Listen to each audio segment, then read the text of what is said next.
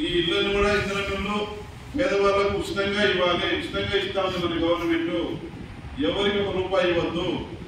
గత బీఆర్ఎస్ ప్రభుత్వంలో 10 ఏళ్లలో ఏ పథకానికైనా డబ్బులు తీసుకునే వాళ్ళు పార్టీ కార్యకర్తల నాయకులు. ఇవాళ మండలంలో కాంగ్రెస్ పార్టీ నాయకులు కార్యకర్తలు ఎవరు కూడా అట్లా వసూలు చేసే వాళ్ళు ఎవరు లేరు, సిన్సియర్ చేసే వాళ్ళు ఉన్నారు. ఎవరైనా ఒకటి డబ్బులు అడిగినా నా దృష్టి తీసుకురండి, రాసియండి రిటర్న్ గా, వాళ్ళ మీద సీరియస్ గా యాక్షన్ ఉంటుంది. డబ్బులు ఇస్తే ఇల్లు రావు, క్యాన్సిల్ అయింది మళ్ళీ చెప్తాను ఎవరన్నా, అది మీ ఇష్టం. అది నా పేరు వాడినా డబ్బులు ఇవ్వకండి, నన్ను కూడా బదనాం చేస్తా ఉన్నారు. ఎమ్మెల్యే గారు చెప్పారని, ఎమ్మెల్యే గారు చెప్పడు, ₹1 కూడా తీసుకోవద్దు ఎవరు, సీరియస్ చెప్తాను.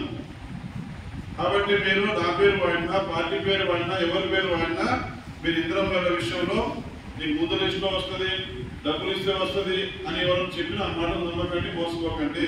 ఎవరికి డబ్బులు ఇవ్వద్దు. ఎందుకైనా ముందైనా నా కోటలో ఇంద్రమిల్లు కట్టించే బాధ్యత, మీ సొంత కళ నెరవేర్చే బాధ్యత నాది, మీ ఎమ్మెల్యేగా. కాబట్టి ఆ రకంగా ఈ మండలంలో